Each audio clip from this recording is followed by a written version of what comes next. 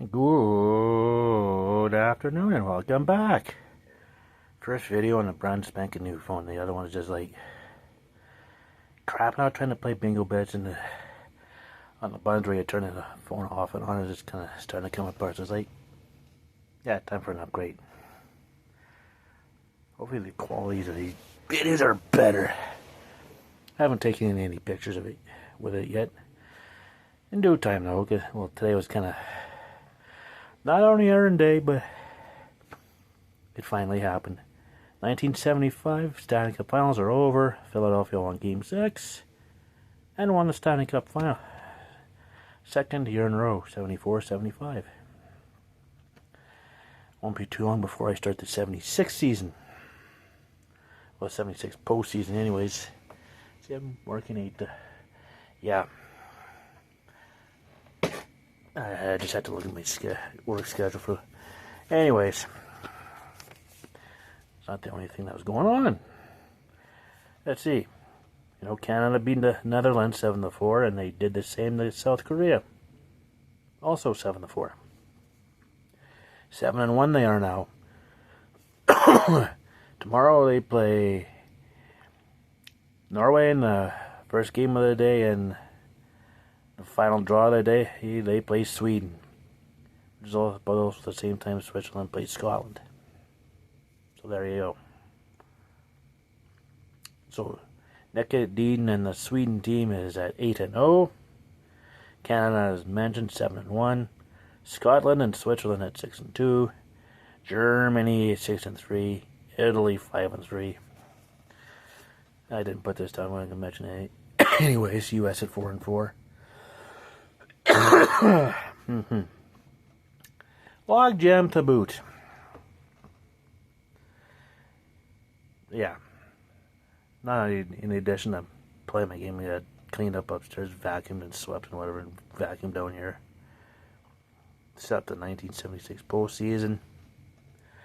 Blogged about this 75 season.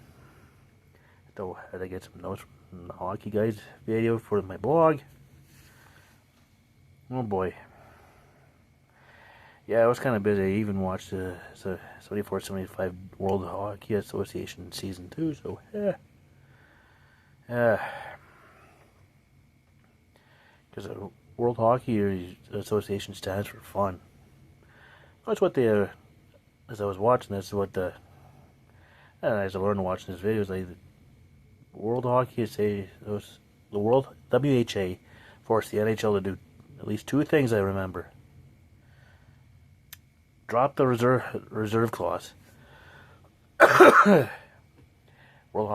didn't have a reserve clause, so therefore they signed all these Europeans, which was number 2. Eventually, those Europeans forced NHL to look overseas and say, "Hey, maybe there's some tell," because it's mostly Canadians, a few Americans. They didn't look overseas. So yeah, there you go. And they also kind of forced the NHL to expand the cities that eventually didn't work. Kansas City, Atlanta, kinda. Of course, the Seals were before, so. Well, Atlanta had some pretty decent teams. They just didn't have the attendance to back it up.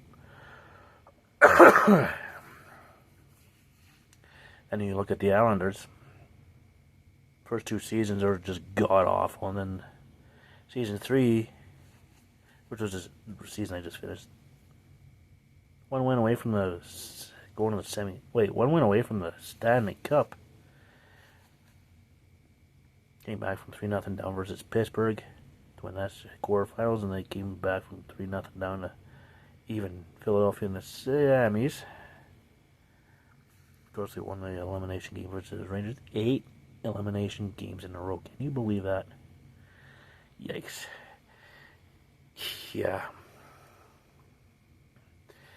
These Islanders teams were getting some attention. Starting to get some attention. It wasn't until the 79-80 season and the trade to get the Butch Gurrigas where they finally went over the hump. From 75 to 79, they had a good team. They just couldn't quite get over the hump. Oh yes. Got some coloring in too. Well, one team. The Pittsburgh Steelers won Super Bowl IX in 1975, and they had to color their logo. They already had the Flyers and the Cincinnati Reds. Yeah. Pittsburgh won the Super Bowl IX in January 75. Cincinnati won the 75 World Series. Let's see, 75. That would have been the Edmonton Eskimos over the Montreal Alouettes for the Grey Cup. 9-8. I think that game was in Calgary, if I remember right. So yeah, I just gotta look at the uniforms of the 1976 CFL season. And then we'll... Because I already went through the NHL, went through the NFL, went through Major League Baseball. I still need a CFL logo coloring book. Come on. That's the truth.